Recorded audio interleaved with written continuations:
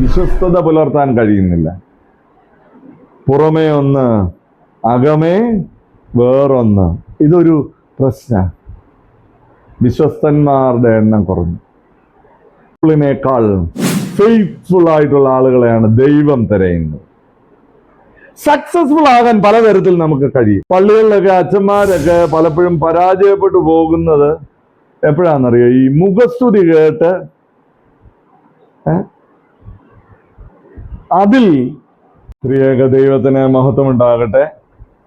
ഇന്ന് നമുക്ക് ഈ പ്രിയ ഭവനത്തിൽ ഒത്തുചേർന്ന് ദൈവത്തെ സ്തുതിപ്പാനും മഹത്വപ്പെടുത്തുവാനും തമ്പുരാൻ ഒരുക്കിയ ഈ നല്ല അവസരത്തിനായിട്ട് ദൈവത്തിന് സ്തോത്രം ആദ്യമേ തന്നെ അർപ്പിക്കട്ടെ.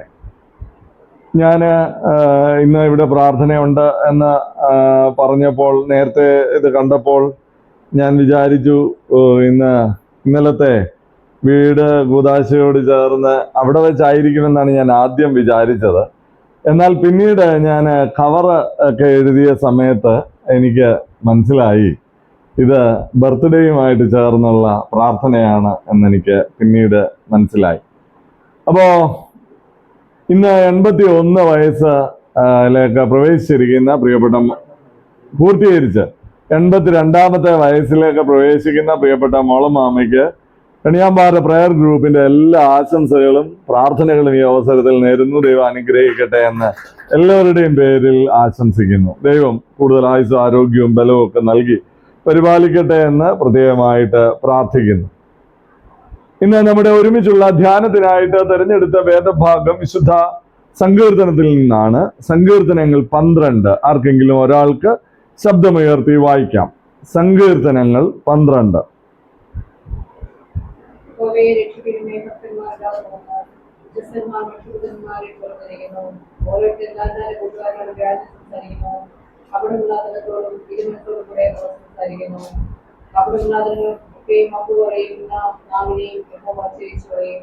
ഞങ്ങളുടെ നാവുകൊണ്ട് ഞങ്ങളുടെയും ഞങ്ങൾക്ക് പറയുന്നു. വെളിയുടെയും കീഴെയും ദരിദ്രന്മാരുടെ ദുർഗവിശ്വാസം ഇപ്പോൾ ഞാൻ ഇതേക്കും രക്ഷയ്ക്കായി കാക്ഷിക്കുന്നതിനെ ഞാൻ അതിലേക്ക് ചെയ്യുന്നു. യഹോവയുടെ വചനങ്ങൾ നമ്മുടെ വചനങ്ങളാകുന്നു. എടുത്ത് ഉരുക്കി 7 പ്രാവശ്യം ശുദ്ധി ചെയ്ത വേണ്ടി പോലെ തന്നെ യഹോവയെ നീ അവരെ കാത്തുകൊള്ളും. ഈ തലമുറയിൽ നിന്ന് നീ അവരെ എന്നും സൂക്ഷിക്കും. മനുഷ്യപുത്രന്മാരുടെ ഇടയിൽ വർഷത്വം പ്രവർത്തിക്കുമ്പോൾ ദുഷ്ടന്മാർ എല്ലായിടവും സംശയിക്കുന്നു. പ്രാർത്ഥിക്കാം. ഞങ്ങളുടെ കർത്താവ് നല്ല ദൈവമേ, ഞങ്ങൾക്ക് ഒരുമിച്ച് അവിടുത്തെ സന്നിധിയിലേക്ക് അടുത്തു വരുവാൻ തമ്പുരാൻ ഒരുക്കിയ നല്ല അവസരത്തിനായിട്ട് നന്ദിയോടെ സ്തോത്രം. കർത്താവെ, അവിടുത്തെ ഏറിയ കൃപയും കാവലും നൽകി അവിടുന്ന് പരിപാലിക്കണമേ. ഇന്ന് പുതിയ ജന്മദിനത്തിലേക്ക് പ്രവേശിച്ച പ്രിയപ്പെട്ട മോൾമാമയ്ക്ക് വേണ്ടി പ്രാർത്ഥിക്കുന്നു. കർത്താവ് ആയുസ്സും ആരോഗ്യവും ബലവും നൽകി കർത്താവ് വഴി നടത്തണമേ എന്ന് പ്രാർത്ഥിക്കുന്നു. തമ്പുരാന്റെ കൃപ കൂടെ ഇരിക്കണേ. അനീജാന് വേണ്ടി പ്രാർത്ഥിക്കുന്നു. ദാനമായി കൊടുത്ത മക്കളെയും കുടുംബങ്ങളെയും ഓർക്കുന്നു. പ്രത്യേകിച്ച് സുനുവിന് വേണ്ടി പ്രാർത്ഥിക്കുന്നു. കർത്താവ് പുതിയതായ ഒരു ഭവനം പണിയുവാൻ, അത് കൂദാശ ചെയ്യുവാൻ ദൈവം കൊടുത്ത കൃപയ്ക്കായിട്ട് സ്തോത്രം. ഇന്നത്തെ അടിയങ്ങളുടെ ധ്യാനത്തിൽ കർത്താവിന്റെ സാന്നിധ്യം ഉണ്ടായിരിക്കണമേ. അവിടുത്തെ ആത്മാവിനാൽ നിറയ്ക്കണം. ശരീരത്തിനും മനസ്സിനും ബലം നൽകി ഏറ്റവും ശ്രദ്ധയോടെ ദൈവത്തിന്റെ വചനം എന്താണ് ഞങ്ങളോട് സംസാരിക്കുന്നതെന്ന് വിവേചിപ്പാൻ ഞങ്ങളെല്ലാവരെയും അവിടുന്ന് ശക്തീകരിക്കണം. അടിയന്റെ വായിലെ വാക്കുകളും ഞങ്ങളുടെ ഒരുമിച്ചുള്ള ധ്യാനവും അങ്ങേക്ക് പ്രസാദകരമായിരിക്കണം. മാനവും മഹത്വവും അവിടുന്ന് തന്നെ എടുക്കണമായൊരു പിതാവിന്റെയും പുത്രന്റെയും പരിശുദ്ധ റൂഹായുടെയും തിരുനാമത്തിൽ തന്നെ. 12ാം സങ്കീർത്തനം വളരെ ചെറിയ ഒരു സങ്കീർത്തനം. 8 വാക്യങ്ങളിലൂടെ വളരെ ലഘുവായ ചില ചിന്തകൾ ദാവീദ് നമുക്ക് പകർന്ന് നൽകുകയാണ്.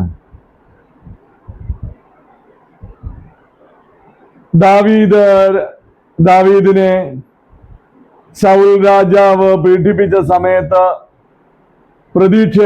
പ്രത്യാശയോടുകൂടെ എഴുതിയ ഒരു സങ്കീർത്തനമാണ് ഇത് എന്ന് വിശ്വസിക്കപ്പെടുന്നു. അഷ്ടമരാഗത്തിൽ എഴുതിയ ഈ സങ്കീർത്തനം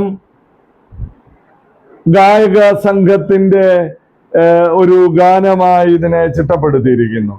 ഒരു വിലാപ സങ്കീർത്തനം എന്ന നിലയിൽ ഈ സങ്കീർത്തനത്തെ പൊതുവെ വിവക്ഷിക്കുകയാണ്.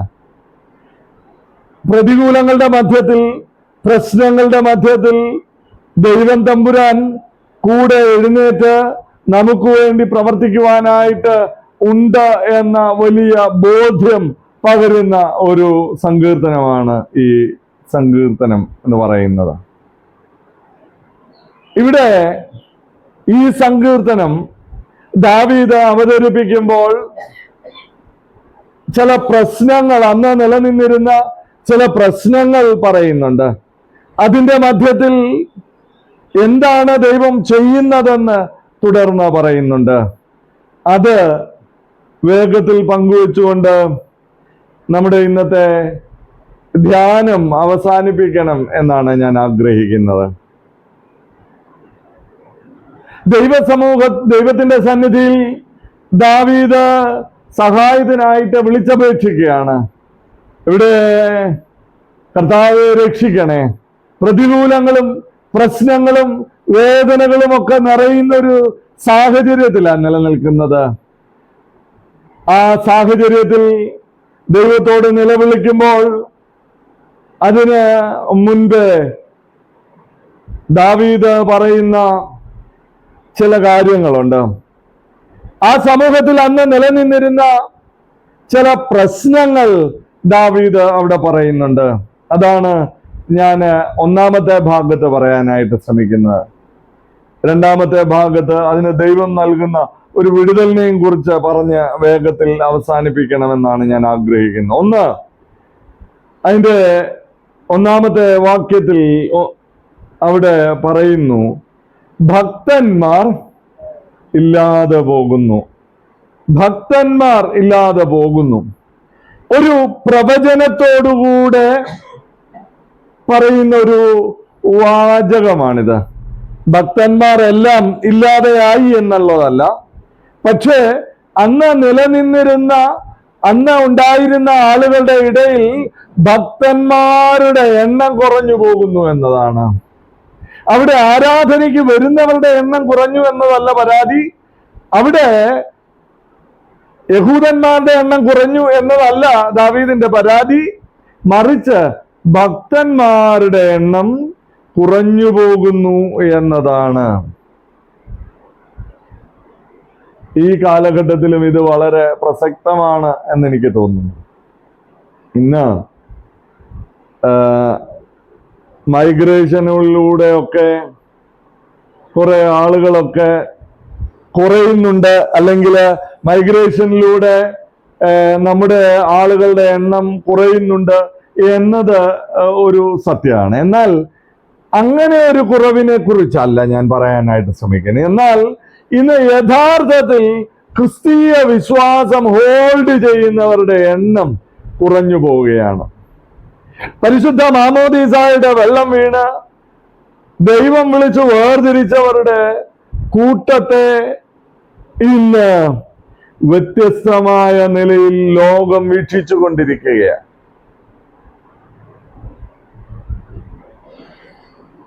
സ്നേഹം പറയുന്നു, എന്നാൽ പള്ളികൾ പിടിച്ചടക്കാൻ ശ്രമിക്കുന്നു. പള്ളിയിൽ തന്നെ സമാധാനമില്ലാതെ പോകുന്നു. ക്ഷമിക്കാൻ ആർക്കും മനസ്സില്ല. കർത്താവ് പറഞ്ഞ ക്ഷമയുടെ പാഠങ്ങൾ ആർക്കും മനസ്സിലാക്കാനായിട്ട് സാധിക്കുന്നില്ല. അപ്പം ഇത് ഒരു പ്രശ്നമാണ്. ഒരു കമ്മ്യൂണിറ്റിയുടെ നമ്പർ കുറയുന്നു എന്നുള്ളതല്ല, മറിച്ച് ഭക്തന്മാർ ഇല്ലാതെ പോകുന്നല്ലോ എന്നതാണ്.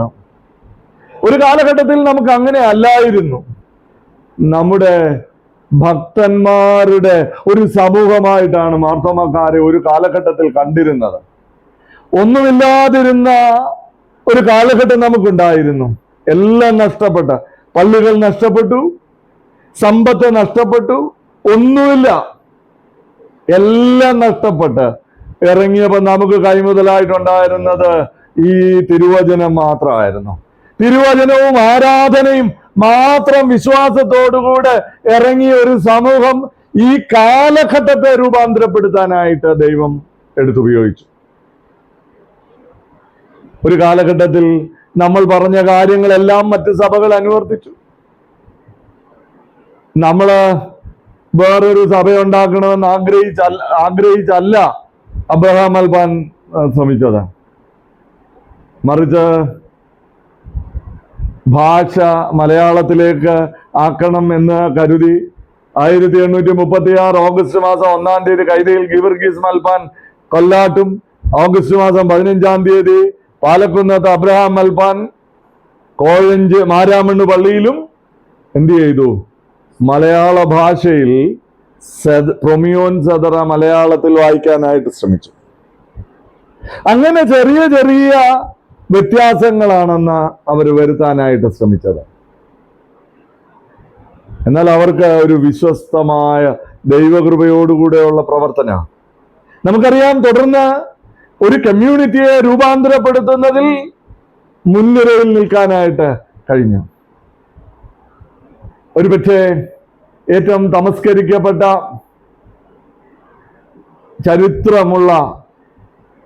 ചരിത്രത്തിൽ തമസ്കരിക്കപ്പെട്ട ഒരു വ്യക്തിത്വമാണ് അബ്രഹാം മൽപ്പാൻ. അബ്രഹാം മൽപ്പാനെ കുറിച്ച് മാർത്തോമാ സഭയുടെ നവീകരണത്തിന് വേണ്ടി പ്രവർത്തിച്ച ഒരാളെന്ന നിലയിൽ മാത്രം രേഖപ്പെടുത്തേണ്ട ഒരാളല്ല, മറിച്ച് ആ കാലഘട്ടത്തിലെ ഒരു മുന്നണി പോരാളിയായിട്ട് നിന്ന ഒരാളാണ്. മലയാള ഭാഷയ്ക്ക് വേണ്ടി നിന്ന ഒരാളാണ്.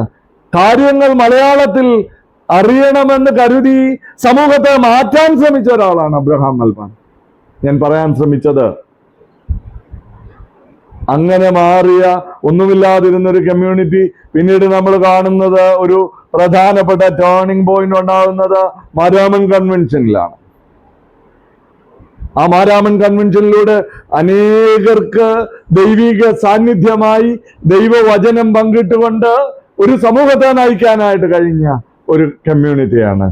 എന്നാൽ ഇന്ന് നമ്മൾ എവിടെ എത്തി നിൽക്കുന്നു എന്നത് നമ്മൾ ഓർത്തു നോക്കണം. ഭക്തന്മാർ കുറഞ്ഞു പോകുന്നു. ഇന്ന് നമുക്ക് ഈ കമ്മ്യൂണിറ്റിക്ക് എന്താ നൽകാനായിട്ട് കഴിയുന്നത്? ഈ അടുത്ത കാലത്ത് നമുക്ക് എന്ത് ഒരു കോൺട്രിബ്യൂഷൻ നമുക്ക് നൽകാനായിട്ട് കഴിഞ്ഞിട്ടുണ്ട്? നമ്മുടെ ഭക്തിയും ദൈവഹിതത്തിലുള്ള പ്രവർത്തനവും കുറഞ്ഞു പോകുന്നു എന്നത് വിലയിരുത്താനായിട്ടുള്ള ഒരവസരം. അതുകൊണ്ട് എനിക്ക് ഒന്നാമത് ചോദിക്കാനായിട്ടുള്ളത്, നമ്മുടെ ജീവിതത്തിൽ യഥാർത്ഥ ഭക്തിയോടെയാണോ ജീവിക്കുന്നത്? യഥാർത്ഥ ഭക്തിയോടെയാണ്.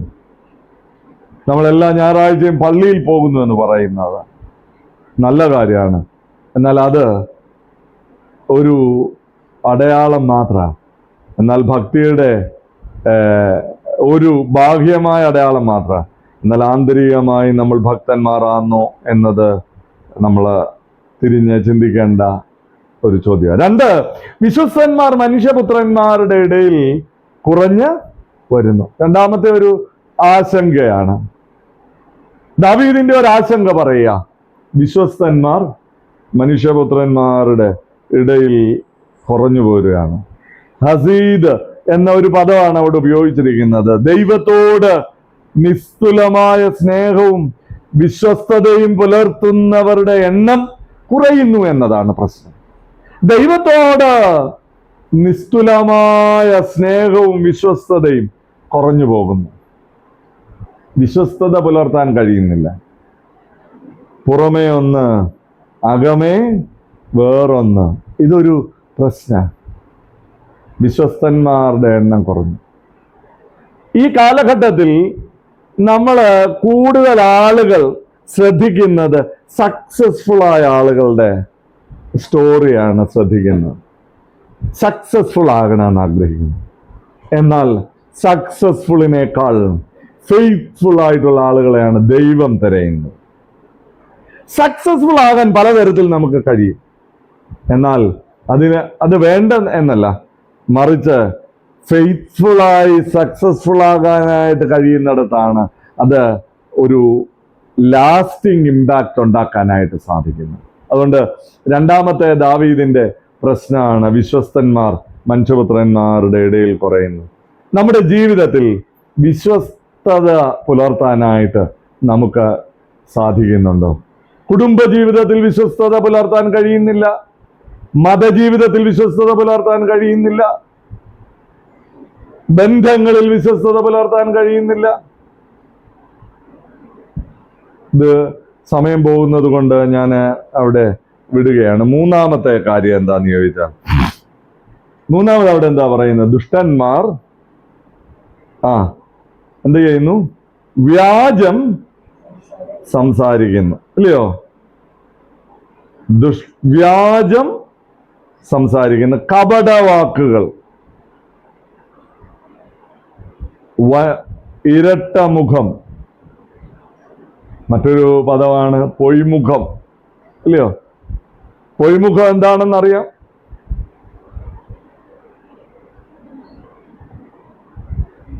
ഇവിടെ ഉപയോഗിച്ചൊരു പദം ഷാവു എന്ന പദമാണ്.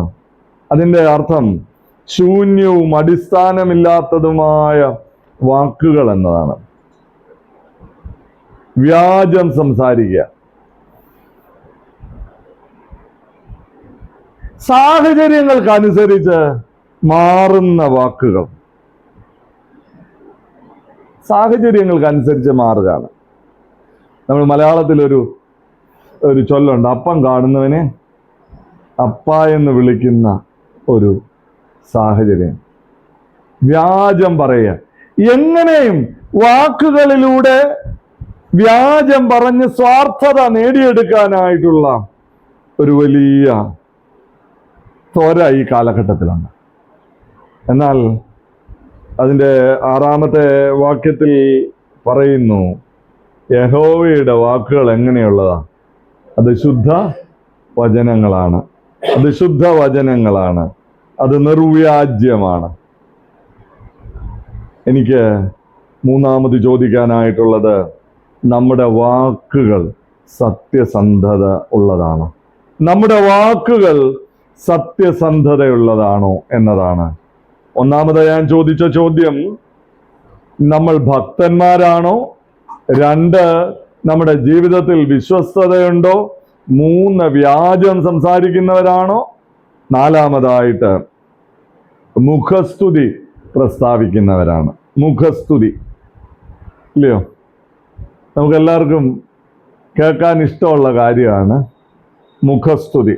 നമ്മളെക്കുറിച്ച് മറ്റുള്ളവരൊക്കെ എന്തെങ്കിലുമൊക്കെ പറയുന്നത് കേൾക്കാൻ നമുക്കെല്ലാവർക്കും വളരെ ഇഷ്ടമുള്ള കാര്യമാണ്. ഫ്ലാറ്ററി പറയുക, അല്ലെങ്കിൽ മുഖസ്തുതി പറയുക എന്ന് നമുക്കത് പറയാം. ഇത് കേൾക്കാനൊക്കെ ഇഷ്ടമാണെങ്കിലും അതിനകത്ത് വലിയ അപകടമുണ്ട്, ഭയങ്കര അപകടം.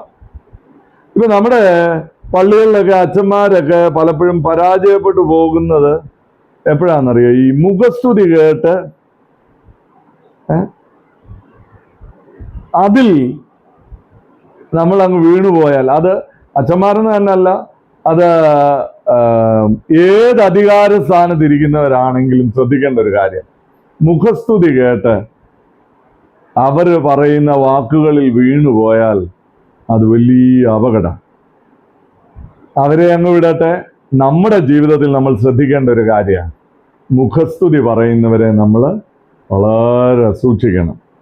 മുഖസ്തുതി പറയുന്നവരെ സൂക്ഷിക്കണം. ഈ മുഖസ്തുതിക്ക് ഉള്ള കുറെ പ്രശ്നങ്ങളുണ്ട്. എന്താണെന്നറിയോ? മുഖസ്തുതി പറഞ്ഞാൽ, അത് കേട്ടാൽ അത് സത്യത്തെ മറച്ചു വെക്കുന്നു. സത്യത്തെ മറച്ചു വെക്കും. ഈ മുഖസ്തുതി പറയുന്നവരെല്ലാം സത്യമല്ല പറയുന്നത്, അത് കപടമാ പറയുന്നത്. അപ്പോ ഒന്നാമത് അത് സത്യം മറച്ചു പോവും. 2, ഈ കേൾക്കുന്നവരെ തെറ്റിദ്ധരിപ്പിക്കുക. പല ആളുകൾ അപകടത്തിൽ ചെന്ന് ചാടുന്നത് അങ്ങനെയാ. പല ആളുകളും നമ്മളെ ഇങ്ങനെ അങ്ങ് സൂചിപ്പിച്ച് മോളിൽ കയറ്റും. ചെയ്തോ എന്ന് പറയും, മാറിയിരുന്ന് അവര് ചിരിക്കും. അപ്പോ ഇത് വലിയ അപകട. അപ്പോ അത് അസത്യം മാത്രമല്ല, അത് തെറ്റിദ്ധരിപ്പിക്കുന്ന. നമ്മള് പോയി അവസാനം എന്ത് ചെയ്യും?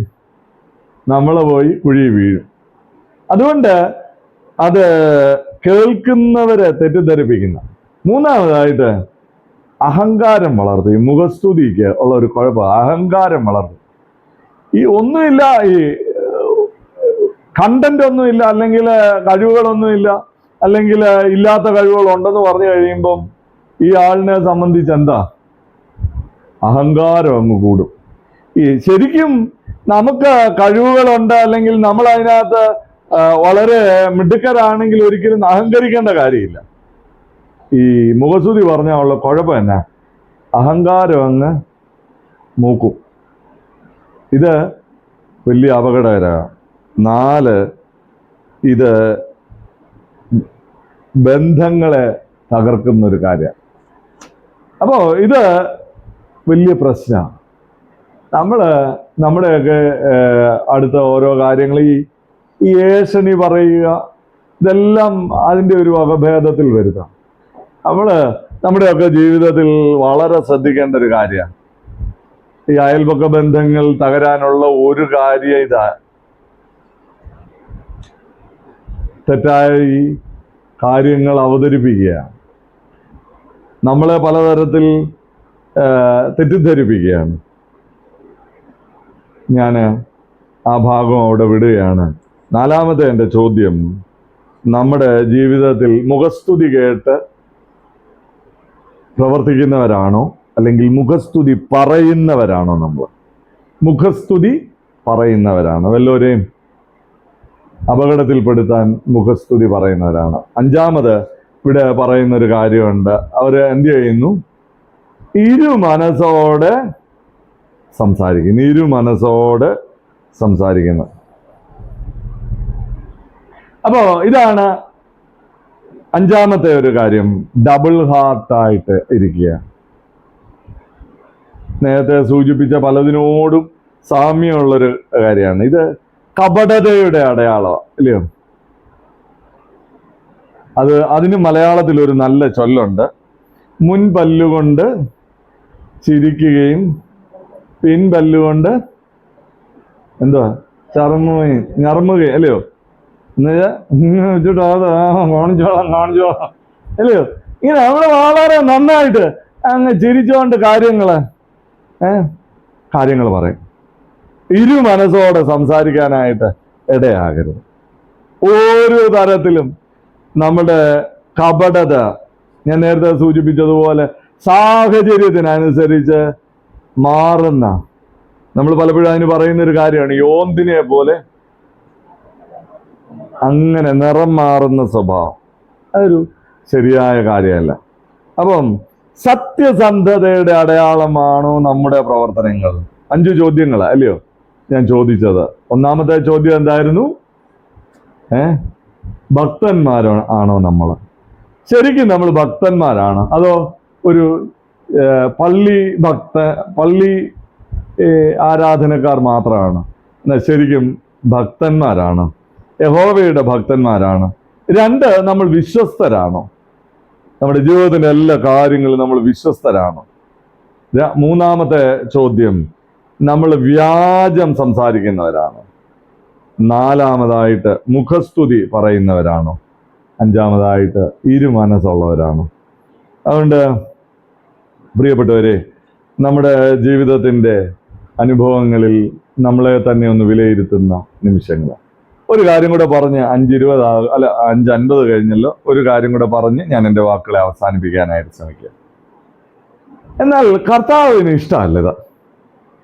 എന്നാൽ കർത്താവ് പറയുന്നു, മുഖസ്തുതി പറയുന്നവനെ എന്ത് ചെയ്യും? മുഖസ്തുതി പറയുന്ന അധരങ്ങളെയും വമ്പ് പറയുന്ന നാവിനെയും കർത്താവ് എന്ത് ചെയ്യും? ഛേദിച്ച് കളയും. വളരെ കൃത്യമായി പറയുകയാണ്, മുഖസ്തുതി പറയുന്ന അധരങ്ങളെയും വമ്പ് പറയുന്ന നാവിനെയും ഛേദിച്ച് കളയും. കർത്താവിന് ഇഷ്ടമില്ലാത്ത കാര്യമാണിത്. യാക്കോബ് അപ്പോസ്തലൻ പറയുന്നു 3-ാം അധ്യായം 5-ാമത്തെ വാക്യത്തിൽ, നാവ് എത്ര ചെറിയ അവയവമെങ്കിലും വളരെ വമ്പ് പറയുന്നു. അതുകൊണ്ട് കർത്താവിന് ഇഷ്ടമല്ല എന്ന തിരിച്ചറിവ് നമുക്ക് ഉണ്ടാകട്ടെ. അതുകൊണ്ട് കർത്താവിന് ഹിതകരമായി തീരുവാൻ തക്കവണ്ണം നമുക്ക് ഇടയാകട്ടെ. പക്ഷേ ഇവിടെ പറയുകയാണ്, ഒരു വലിയ പ്രത്യാശയുണ്ട് കേട്ടോ. എന്താണെന്നറിയാമോ? ദരിദ്രർ ചൂഷണം ചെയ്യപ്പെടുന്നു, എളിയവർ നെടുവേർപ്പെടുന്നു. അതുകൊണ്ട് ഞാനിതാ വരുന്നു, അവർ കാക്ഷിക്കുന്ന സംരക്ഷണം ഞാൻ അവർക്ക് നൽകുമെന്ന് സർവേശ്വരൻ അരുളി ചെയ്യുന്നു. ഇത് ആധുനിക വിവർത്തനത്തിലെ വാക്കുകളാണ്.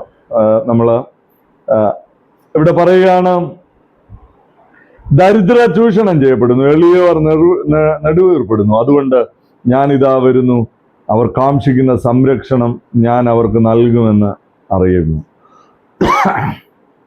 പ്രിയപ്പെട്ടവരെ, നമ്മുടെ ജീവിതത്തിന്റെ അനുഭവങ്ങളിലും ദാവീദിനെ പോലെ പലതരത്തിലുള്ള പ്രയാസങ്ങളുടെയും പ്രശ്നങ്ങളുടെയും ഒക്കെ മധ്യത്തിലൂടെ കടന്നുപോയേക്കാം. നമ്മളെല്ലാം ഒരുപക്ഷെ വിശ്വസ്തന്മാരില്ലാത്തത് കൊണ്ട് നമ്മൾ തകർക്കപ്പെട്ടവരായിരിക്കാം. ഒരുപക്ഷെ മുഖസ്തുതി പറഞ്ഞ് നമ്മളെ ചാടിച്ചിരിക്കാം, വമ്പ് പറഞ്ഞ് നമ്മളെ തകർത്തിരിക്കാം. എന്നാൽ ഇവിടെ കർത്താവ് തരുന്നൊരു വലിയ പ്രത്യാശയുണ്ട്, കർത്താവ് തരുന്നൊരു വലിയ പ്രതീക്ഷയുണ്ട്. എന്താണെന്നറിയാമോ? കർത്താവ് പറയുകയാണ്, ഞാന് അവർക്ക് സംരക്ഷണം നൽകുന്നു. അതുകൊണ്ട് ഞാനിതാ വരികയാണ്, നിങ്ങളുടെ അടുക്കിലേക്ക് വരിക. നിങ്ങൾ ആയിരിക്കുന്ന ക്രൈസിസിന്റെ മധ്യത്തിലേക്ക് ഞാൻ അടുത്തു വരാനായിട്ട് പോവുകയാണ്. അതുകൊണ്ട് പ്രിയപ്പെട്ടവരെ, നമ്മുടെ ജീവിതത്തിൽ കർത്താവ് നമുക്ക് സംരക്ഷണം തരാനായിട്ട് വരുന്നുണ്ട്. അവൻ എഴുന്നേറ്റ് വാളിന്റെ വായ്ത്തലയാൽ ശത്രുവിനെ നിഗ്രഹിച്ചുകൊണ്ട് അതിനുമേൽ ജയം തരുന്ന ഒരു ദൈവമാണ് എന്നത് ദൈവവചനം നമ്മളെ ഓർമ്മിപ്പിക്കുകയാണ്. ദാവീദ് പ്രാർത്ഥിക്കുക, കർത്താവെ ഞങ്ങളെ കാത്തുകൊള്ളണമേ, ഞങ്ങളെ അവിടുന്ന് പരിപാലിക്കണേ. അതുകൊണ്ട് പ്രിയപ്പെട്ടവരെ, നമ്മുടെയൊക്കെ ജീവിതത്തിന്റെ അനുഭവങ്ങളിൽ കർത്താവിനോടുകൂടെ ചേർന്ന് ജീവിപ്പാൻ ദൈവം സഹായിക്കട്ടെ. ഈ ചില കർത്താവിന് ഇഷ്ടമല്ലാത്ത കാര്യങ്ങളിൽ നിന്ന് ഒഴിഞ്ഞു നിൽക്കുവാൻ, ദൈവത്തോട് ചേർന്ന് വിശ്വസ്തരായി ജീവിപ്പാൻ ദൈവം നമ്മളെ ഓരോരുത്തരെയും സഹായിക്കട്ടെ എന്ന് പ്രാർത്ഥിക്കുന്നു. അതിന് ദൈവത്തിന്റെ പരിശുദ്ധാത്മാവ് വഴി നടത്തുകയും ചെയ്യുമാറാകട്ടെ. കൃപാനുഗ്രഹങ്ങൾ ആശീർവാദം നാം എല്ലാവരോടും, നാം ഓർത്ത് പ്രാർത്ഥിച്ച എല്ലാ കാര്യങ്ങളോടും, വിശേഷിച്ച ഇന്ന് പുതിയ ജന്മദിനത്തിലേക്ക് പ്രവേശിച്ച പ്രിയ മോളമാമയോടും കൂടി വന്നിരിക്കുന്ന നാം ഓരോരുത്തരോടും ഈ പ്രയർ ഗ്രൂപ്പിനോട് വിഭാവനത്തോടുകൂടെ ദൈവാനുഗ്രഹിക്കുക ആസ്വദിക്കുകയും ചെയ്യുമാറാകട്ടെ.